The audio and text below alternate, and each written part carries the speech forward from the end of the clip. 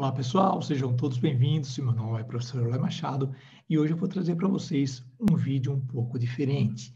Esse vídeo, gente, ele é parte de um evento que a gente faz com os nossos alunos do curso de Redação Palavrizar, do curso de Exatas Flexos, e esse evento se chama Esquenta Enem. A gente faz ele às vésperas da prova para conversar com os alunos, para falar das dicas de redação, dos temas, né?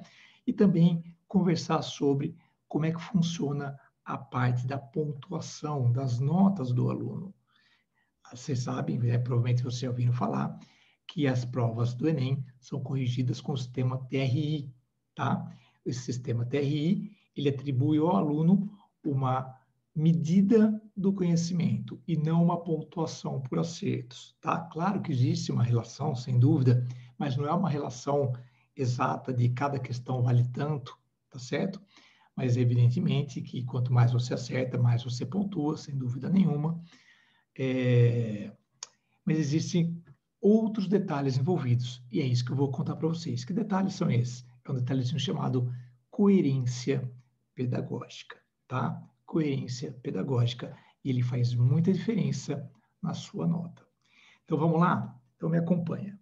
Primeira coisa que eu quero que vocês saibam, né? É que a nota do Enem, muitas vezes, pelo desconhecimento do aluno, ela causa dúvidas tremendas. Então, eu trouxe para vocês, por exemplo, esse tweet aqui, é um tweet verdadeiro, tá? De uma pessoa que prestou Enem no passado. E ela, assim, confusa por quê? Porque ela fala que acertou 38 questões de linguagens e tirou 685, tá? E ela acertou 19 questões de matemática, notem que metade das 38, e tirou uma nota, gente, maior do que ela tirou em linguagens, tá? Então, muitas vezes, isso causa uma confusão tão grande na cabeça do aluno que ele acredita, às vezes, que tem erro na correção, que roubaram na nota, que corrigiram errado, e aí vem aquele negócio de entrar na justiça para pedir revisão de prova, coisa que nunca vai acontecer, tá certo?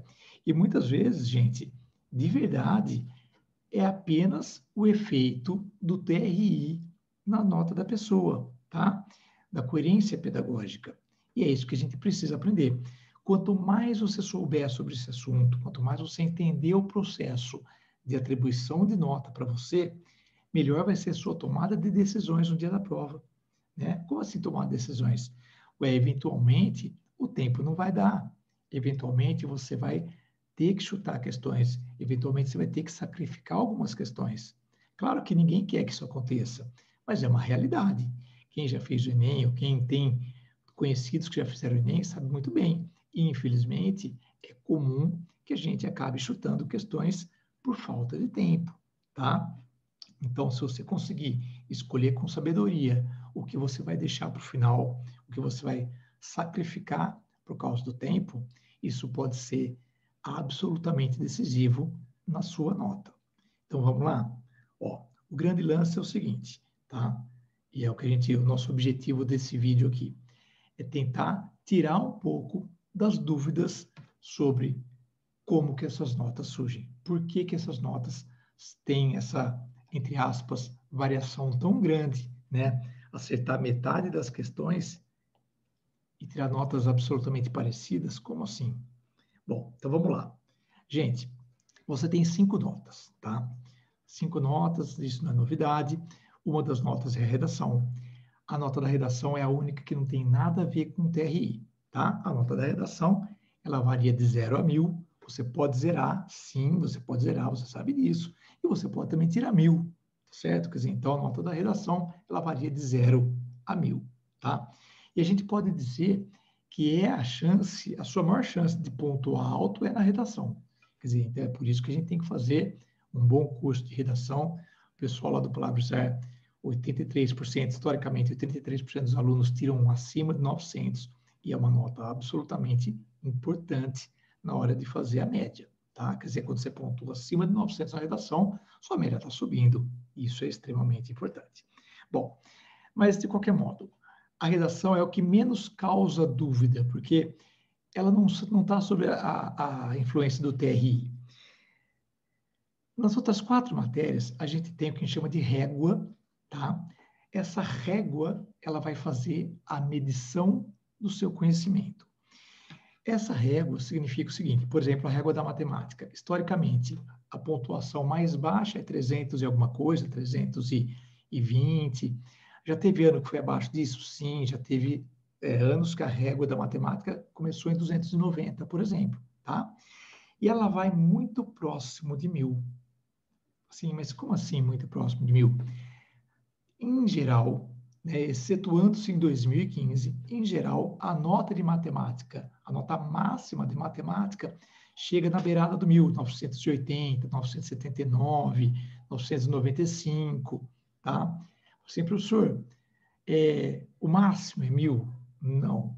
No TRI não existem máximos, não existem mínimos. Deixa eu falar de novo, não existem máximos estipulados, nem mínimos estipulados. Depende de cada prova. Para você ter uma ideia, em 2015, nós tivemos uma pontuação máxima de 1.008 pontos. Mas não pode passar de 1000. Pode passar de 1000, sim, senhor. Tá? Pode passar de 1000. O TRI permite. Por quê? Porque a pontuação máxima da prova, que é para a pessoa que gabarita, pessoa que faz todas as questões, é o nível de dificuldade da questão mais difícil, tá? Então, quanto mais difícil é a questão e a pessoa vai fazendo, ela vai mostrando que ela tem aquele conhecimento naquele nível de pontuação. Então, em 2015, a questão mais difícil de matemática, ela era de um nível de dificuldade absurdamente grande, 1.008 pontos na régua do Enem. Quem fez todas as questões e fez essa também, está dizendo, o meu conhecimento, ele tem uma medida de 1.008 pontos, tá? Então, 1.008 pontos, pode passar de 1000? Sim, aconteceu uma única vez até agora, e foi na prova de matemática de 2015, tá?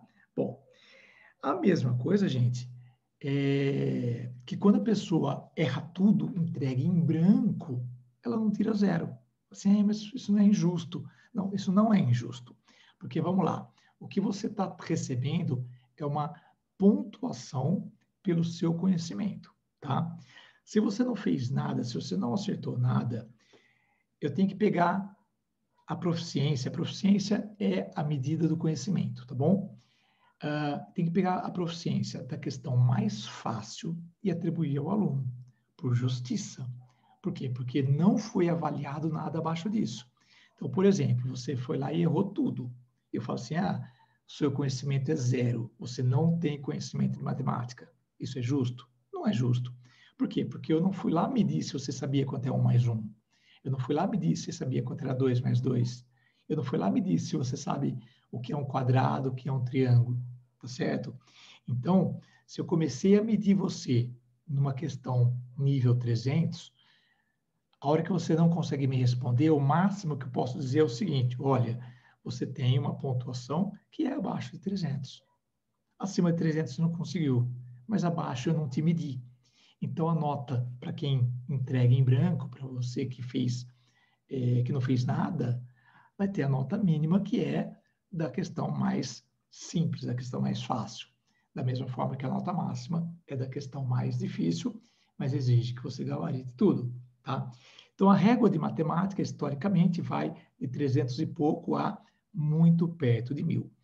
Já a régua da ciência da natureza, ela começa em 300 e alguma coisinha e chega quase em 900, tá? Notem que ela não chega em 900, tá bom? Como assim? Se você acertar as 45 questões de ciência da natureza, você não vai tirar 900. Vai tirar 880, 870, depende do ano, tá bom? Se entregar em branco, vai tirar 300 e alguma coisa. Ciências humanas. Ciências humanas, você vai oscilar de 300 e alguma coisa até 800 e pouco. E em linguagens, turma, vai de 307, 310, 315 até 805, 801, 810, depende da prova. Então, isso a gente chama de régua, tá? Notem o seguinte, por mais que você se esforce em linguagens, você não consegue ter uma nota muito alta. Por que não? Porque a prova ela é feita desse jeito. A questão mais difícil de linguagens, ela tem uma proficiência que vai ser nível 800. Então, você gabarita tudo. Você vai lá que nem a pessoa. A pessoa, ela fez... quanto ela fez? Ela fez 38 questões de linguagens, tá? E tirou 685. Quer dizer, um esforço tremendo para acertar quase tudo e tirar 685, tá? Já em matemática, com 19, tirou 689.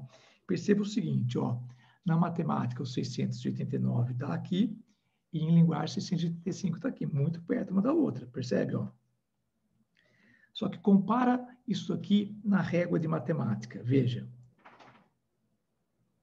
Essa nota de 689 está mais ou menos no meio dela, tá? Existe uma parte para trás, uma parte para frente. Absolutamente coerente com a pessoa ter acertado 19. 19 é um pouco menos da metade.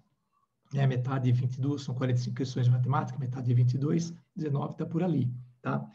Já aqui, ó, notem o seguinte, você tem uma pontuação de linguagens que está muito perto já do final. Está muito perto já do final, tá? E essa pontuação, ela exige um esforço maior. Quer dizer, então é nesse ponto que eu quero que vocês entendam o que está acontecendo. Às vezes você despende um esforço muito grande na coisa errada, usa um tempo muito grande para ficar fazendo questões que vão dar menos pontuação para você. Então, qual que é que tem a menor pontuação? Pontuação de linguagens, tá? De linguagens, certo? No domingo, né, no primeiro domingo, nós temos a redação, nós temos a linguagens e temos ciências humanas. Então, fica muito claro que a dedicação tem que ser com redação, tá? Pontuação máxima que você consegue em redação. Em linguagens, você vai se esforçar? Claro, tem muita gente que vai ter peso 2 em linguagens. Né? Você tem que contar também, tem que ver, eu quero o curso tal, você já olha os anos anteriores, qual é o peso que a faculdade dá para aquele curso, porque isso também influencia. Então, em linguagens, por exemplo, ela tem peso 2. Tem que dar importância? Sem dúvida que você tem que dar importância, tá? Ciências humanas, peso 2. Sem dúvida, tem que dar também. Mas, de qualquer modo, o que é importante que você entenda? Que, vamos supor, em linguagens, você, puxa, eu fui muito mal em linguagens, não sei o quê. A diferença de pontuação de quem gabarita e de quem faz 30 e poucos é pequena, não é tão elástica. Já em matemática, a diferença de pontuação é bastante grande, porque a régua é maior, a régua é mais elástica. Então, uma pessoa que gabaritou está lá na frente, uma pessoa que fez, sei lá, 30, 29, 33, está bem mais para trás, já dá uma diferença maior em pontuação, tá? Bom, tudo isso, gente, tem a ver com uma coisa chamada coerência pedagógica. O que é a coerência pedagógica? Vamos lá? Gente, o que eu vou mostrar para vocês agora é muito bacana, tá? É uma simulação feita com as notas do Enem de 2012, tá? É uma simulação feita por duas consultorias educacionais, Evolucional e Matheus Prado. E aí, o que eles fizeram? Eles pegaram a prova de matemática do Enem de 2012, colocaram as questões todas em ordem, em termos de dificuldade, tá? É uma coisa que tem... que a prova não é assim, a prova ela é toda misturada, você não sabe qual é a questão mais fácil, qual é a questão mais difícil. Eles colocaram em ordem e fizeram a simulação com alunos acertando as mais fáceis, as mais difíceis, etc. Bom, o que é o lance de coerência pedagógica? Coerência pedagógica é o seguinte, tá?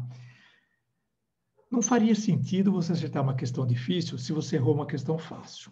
Então, por exemplo, logaritmo. Uma questão que é sobre propriedades, logaritmos, não sei o quê, uma equação, logaritmo, um sistema. Não faz muito sentido a pessoa acertar essa questão se ela erra quanto que é log de 10. Assim, professor, todo mundo sabe quanto é log de 10. Isso, por aí. Então, se a pessoa não sabe quanto é log de 10, como que ela vai acertar uma questão que é, por exemplo, de um sistema de logaritmos sabe aquelas questões que dão trabalho, que um monte de conta, tem que mudar de base, tem que usar um monte de propriedade. Isso é a coerência pedagógica. Então, quando você tem a correção das provas do Enem, um computador, um algoritmo vai ser rodado verificando a sua coerência pedagógica. Fala assim, você acertou essa questão, errou aquela, acertou essa.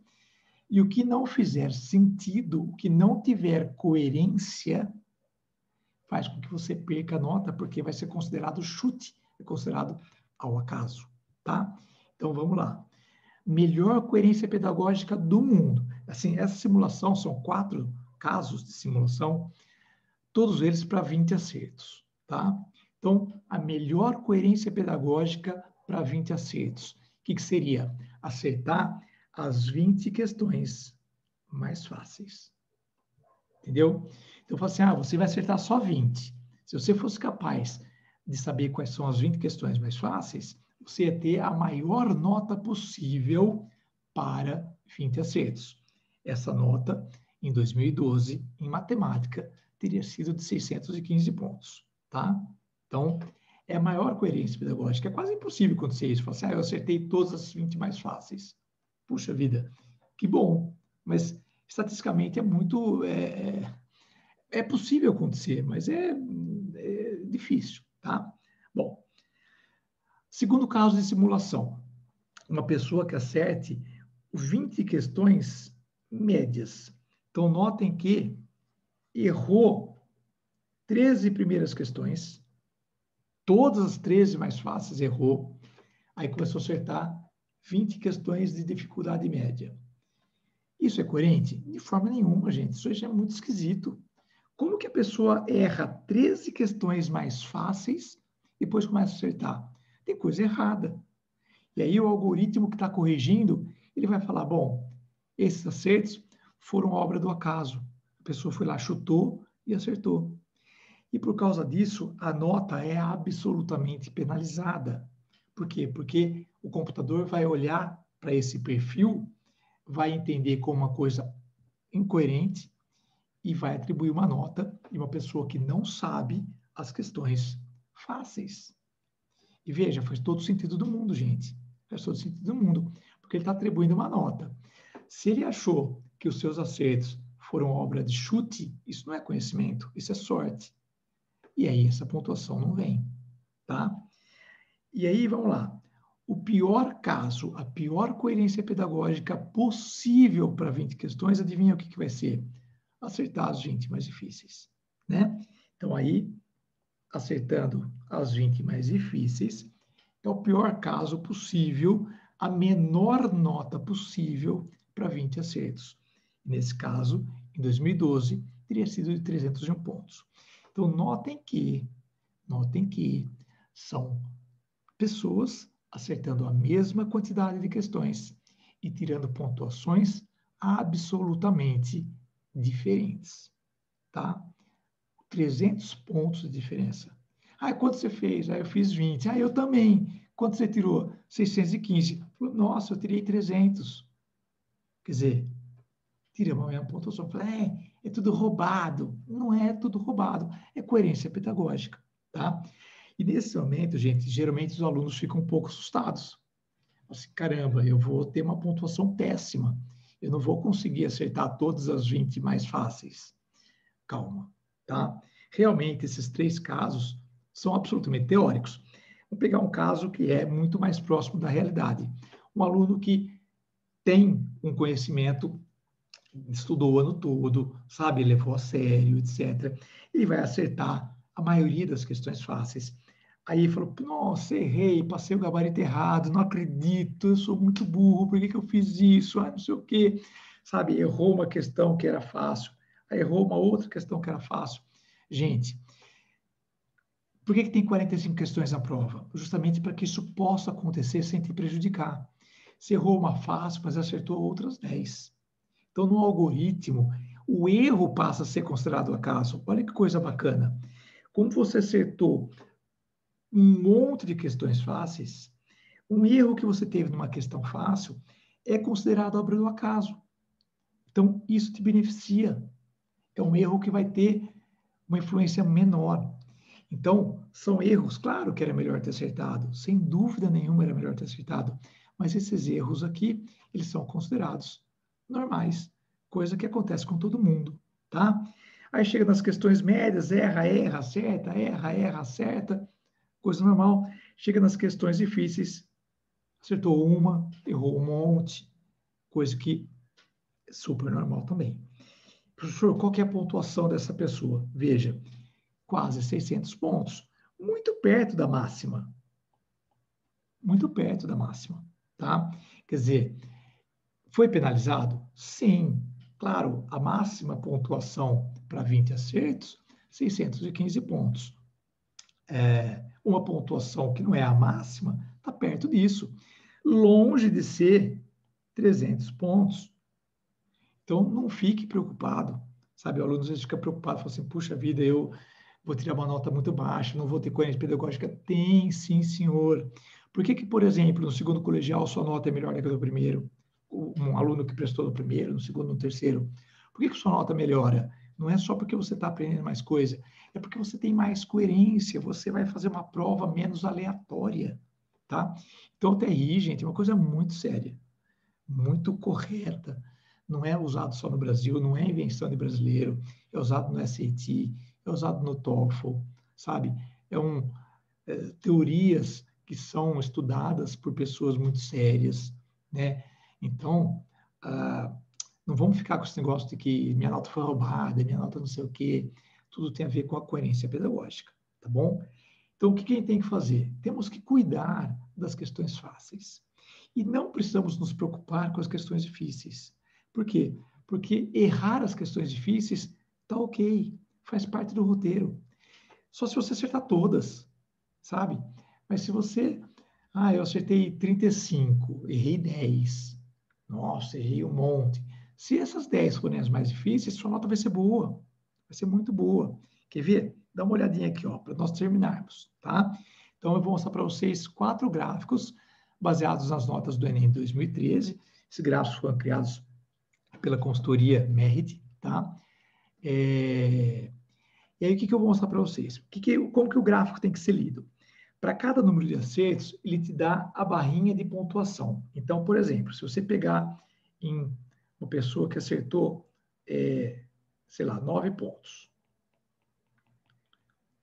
O pior ponto, a pior coerência pedagógica, tá? Então, o que seria acertar só 9 questões? Acertar as 9 mais difíceis. E aqui em cima, a melhor coerência, acertar as 9 mais fáceis. Então, essa barrinha, ela vai ser a variação de pontuação para quem acertou 9 questões, tá? Notem que, ó, essa parte aqui, até mais ou menos 15 questões, se você não tiver coerência pedagógica, a sua nota quase que não muda. Quer dizer, uma pessoa que errou tudo, uma pessoa que acertou 15, se forem as 15 mais difíceis, a nota vai ser muito ruim, é quase como se não tivesse acertado nada. Aí que ela começa a subir, tá? Mas o que eu quero mostrar para vocês aqui, para a gente começar já a encerrar o vídeo, é a faixa de 30 a 35 acertos, que eu acho uma quantidade absolutamente dentro da normalidade. Errar 15 questões, acertar 30, errar 10 questões, acertar 35, tá?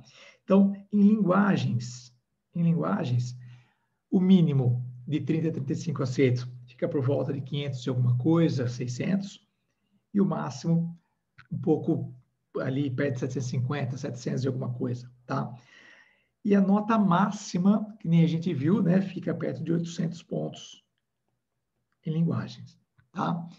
Então, veja só que a diferença entre essas pontuações, a máxima de alguém e com 10 erros, não é tão grande assim. É da ordem do quê? De 100 pontos, tá? Da ordem de 100 pontos. Tu fala, nossa, eu fui mal. Mas a pessoa que foi super bem não teve uma nota tão diferente da sua. Claro que 100 pontos é diferente. Sim, sem dúvida. Mas é muito menos do que você vai ver que acontece na régua de matemática, tá? Ciências humanas. Então vamos lá, ó, de novo, perceba que até 15 acertos a nota quase não muda se for péssima coerência pedagógica, depois vai aumentando. A faixa de 30 a 35 acertos já te dá uma pontuação que vai variar de 600 e alguma coisa, tá? 630, 600 coisa, até mais 750 pontos, com 35 acertos, olha que coisa bacana. Passou de 750 pontos, gente, já é uma nota muito legal, tá certo? Uma nota muito legal, né?